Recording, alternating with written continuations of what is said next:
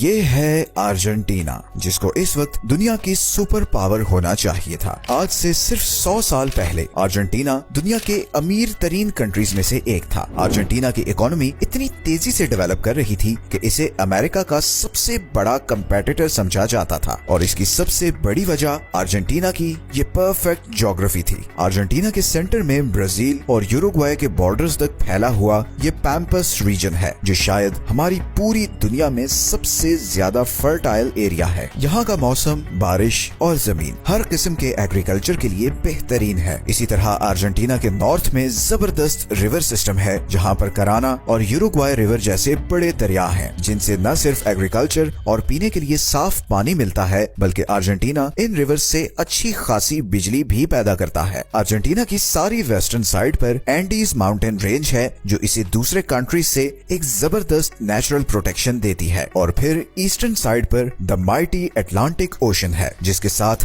Argentina کی 5000 kilometres لمبی coast line ہے۔ اس کوسٹ لائن کی وجہ سے ارجنٹینا ایزیلی گلوبل مارکیٹ سے کنیکٹڈ رہتا ہے، اور بارڈرز کے ساتھ یہ سمندر ہونے کی وجہ سے یہاں پر ہر سال 1 ملین ٹن کے قریب مچھلی پکڑی جاتی ہے، جس میں سے زیادہ تر دوسرے کنٹریز کو ایکسپورٹ ہوتی ہے۔ ابھی تک تو یہ ارجنٹینا کے صرف جیوگرافک ایڈوانٹیجز تھے۔ ارجنٹینا میں دنیا کے تیسرے سب سے بڑے لیتھیم، دنیا کے 9ویں سب سے بڑے سلور، 17ویں سب سے بڑے گولڈ، 18ویں سب سے بڑے نیچرل گیس اور 32ویں سب سے بڑے آئل کے ریزروز ہیں۔ ارجنٹینا لٹرلی ایک گاڈ گفٹڈ کنٹری ہے۔ اتنا کچھ ہونے کے بعد اٹ واز نیچرل کہ ارجنٹینا بہت جلد ایک ورلڈ سپر پاور بنے گا، اور ایسا ہی ہو رہا تھا۔ 19 سینچری کے آخر میں ارجنٹینا کا G D P Canada, Australia اور یو کے سے بھی زیادہ تھا۔ امریکہ اور ارجنٹینا کو اس وقت فیوچر کی ورلڈ سپر پاورز پریڈکٹ کیا جا رہا تھا، لیکن پھر ایک دم ایسا کیا ہوا کہ ورلڈز فاسٹسٹ گروئنگ اکانومی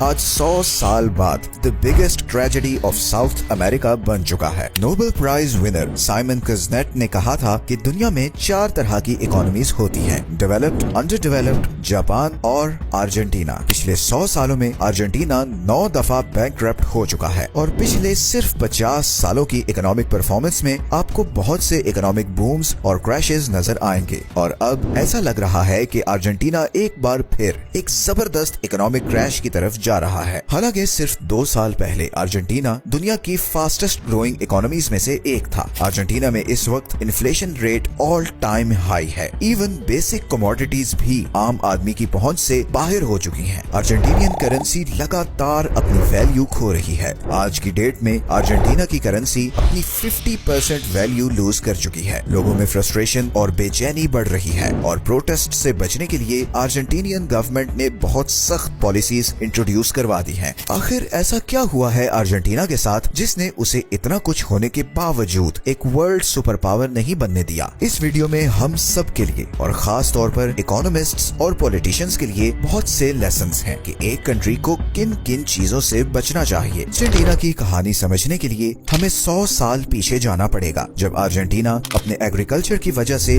پوری دنیا میں مشہور ہو رہا تھا۔ 20th سینچری کے شروع میں دنیا کی آبادی بڑھ رہی تھی، اور جہاں سب کنٹریز فوڈ شارٹیج کا شکار تھے، وہیں ارجنٹینا اس پیمپس کی فرٹائل زمین میں بھرپور اریگیشن کر کے پوری دنیا کو فوڈ سپلائی کر رہا تھا۔ یہ اتنا پروفیٹیبل کام تھا کہ یورپ کے امیر ترین لوگ ارجنٹینا مائگریٹ کرنے لگے، اور اپنے ساتھ وہ ڈھیر سارا پیسہ بھی لے کر آئے تاکہ اس سے وہ ارجنٹینا کا انفراسٹرکچر بھی یورپ جیسا بنا سکیں، کیونکہ انہیں یورپ جیسی فیسلٹیز ارجنٹینا میں بھی چاہیے تھی۔ ارجنٹینا کا انفراسٹرکچر، اکانومی، سب کچھ بوم کر رہا تھا۔ ارجنٹینا کے کیپٹل بوئنس آئرس کو ساؤتھ امریکہ کا پیرس کہا جانے لگا۔ اس وقت ارجنٹینا کی ایگریکلچرل انڈسٹری میں انویسٹ کرنا ایسا تھا جیسے آج کرپٹو کرنسیز میں انویسٹ کرنا ہے۔ کسی کو کچھ سمجھ نہیں آ رہا تھا کہ ہو کیا رہا ہے، بٹ کیونکہ بہت سے لوگ امیر ہو رہے تھے تو ہر کوئی ارجنٹینا میں پیسہ لگانا چاہتا تھا۔ 1920s تک ارجنٹینا اور امریکہ دونوں کی اکانومیز برابر آ چکی चुकी थीं। अमेरिका की तरह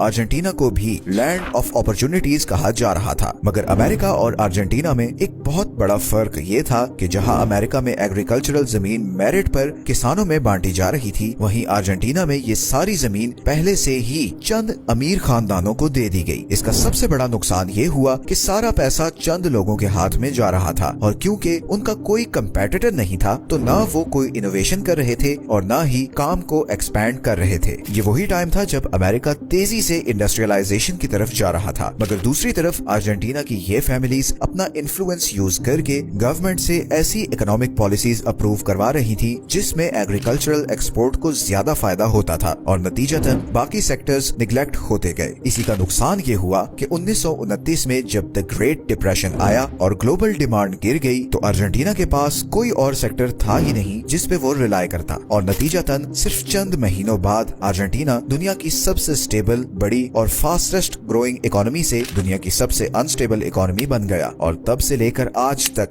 ये ऐसा स्विच है जो अर्जेंटीना कभी ऑफ नहीं कर सका, और इसमें अर्जेंटीना की लीडरशिप का भी बहुत बड़ा हाथ है। अभी अर्जेंटीना की इकोनॉमी द ग्रेट डिप्रेशन के असरात से बाहर आ ही रही थी कि 1940 में जनरल हुआन डोमिंगो ने एक मिलिट्री कू करके हुकूमत का तख्ता उलट दिया और खुद प्रेसिडेंट बन गए। प्रेसिडेंट हुआन के नजदीक अर्जेंटीना की इकोनॉमिक कोलैप्स की सबसे बड़ी वजह ये थी कि वो एक्सपोर्ट पर बहुत डिपेंडेंट था और उसकी सारी इकोनॉमी दूसरे कंट्रीज पर रिलाय करती थी। प्रेसिडेंट हुआन ने इसका सोल्यूशन ये प्रपोज किया कि अर्जेंटीना को सेल्फ सफिशिएंट बनाने का सबसे बेहतरीन तरीका ये है कि अर्जेंटीना को बाहर की दुनिया से कट ऑफ किया जाए और सब सेक्टर्स स्टेट के कंट्रोल में लाए जाएं। ऐसे टाइम पर जब सारी दुनिया ग्लोबलाइजेशन की तरफ जा रही थी, वहीं अर्जेंटीना बिल्कुल ऑपोजिट डायरेक्शन में गया। एक्सपोर्ट रिस्ट्रिक्शंस लगाई गई और सारे इंस्टीट्यूशंस को नेशनलाइज कर दिया गया। इसका सबसे बड़ा नुकसान ये हुआ कि बड़े बड़े बिजनेसमैन और एक्सपोर्टर्स अर्जेंटीना छोड़कर जाने लगे।